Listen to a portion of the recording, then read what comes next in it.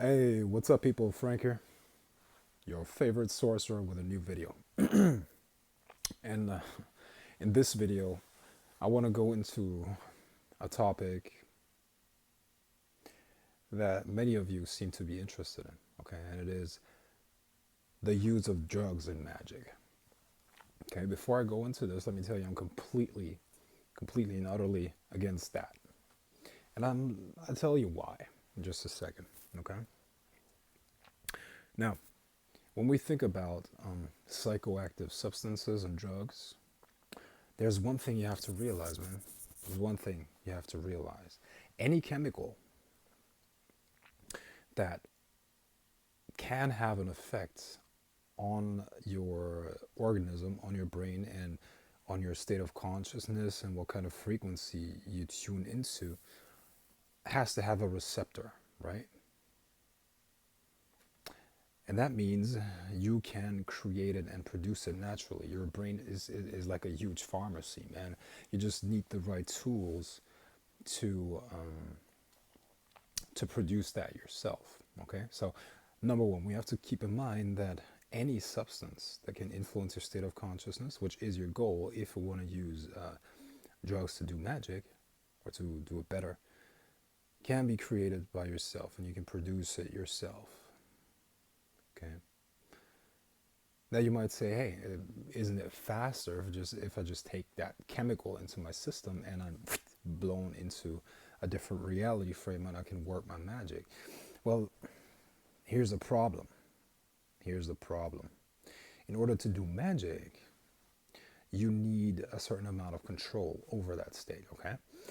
Let's say you want to climb Mount Everest, okay? You want to climb Mount Everest, and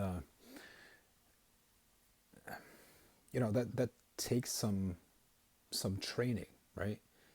You gotta adjust to the level of oxygen as you climb the mountain. You know it gets colder and colder and colder, and you need some sort of exposure to that new condition in order to operate that safely, right? And to make it back alive. So it takes a lot of training to climb the Mount Everest. And when we talk about doing magic and climbing the mountain, getting to the top of Mount Everest is a metaphor for that.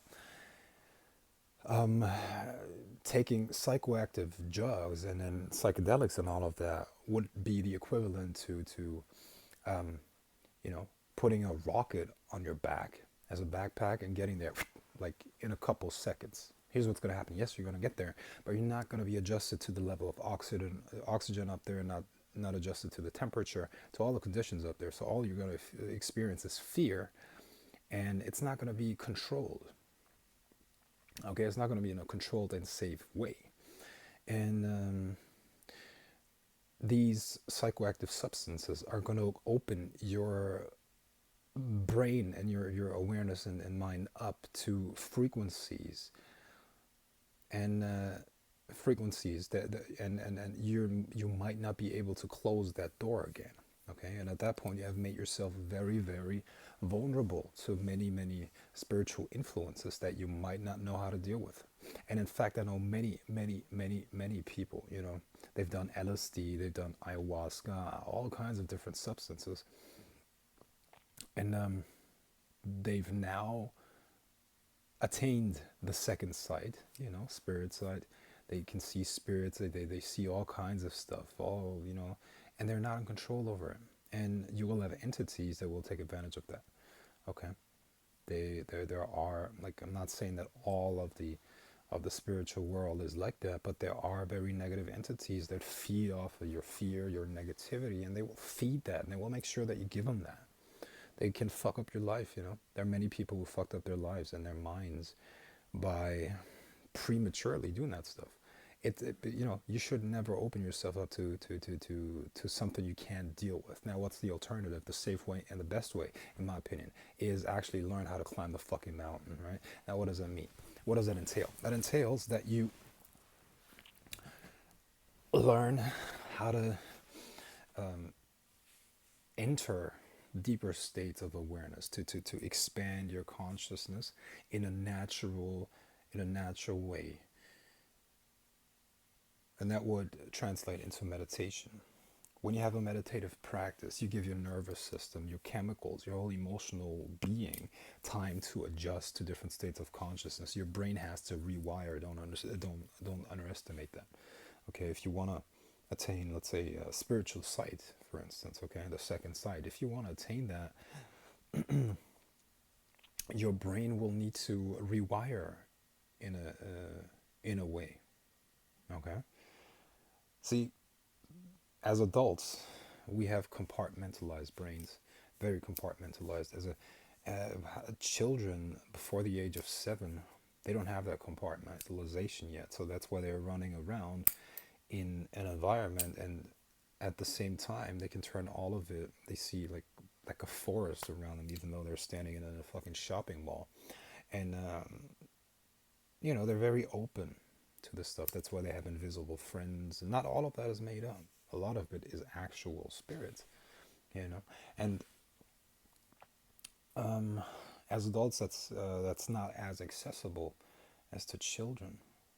However, you can, through a meditative practice, rewire your mind, your brain, and you will build up your spiritual bodies to be actually in control of what goes on there. And that is the best way to go. That is how you should actually do it. You know, that's really how you should do it. Okay, so that's my take on it. Say no to drugs and meditate. You will have so many benefits besides the spiritual stuff. So many emotional benefits, so many spiritual benefits. The list is way too long. Okay, but I'll end it here. And if you're interested in meditation, go to the website that I put into the description, theunboundedmind.com, and you'll learn more about that. And specifically geared towards how to use it in Magick. But even if you're just interested in the mundane benefits of meditation, go ahead and go there. You can only benefit from it, okay? That's it. Frank White signing out. See you in the next video. Bye.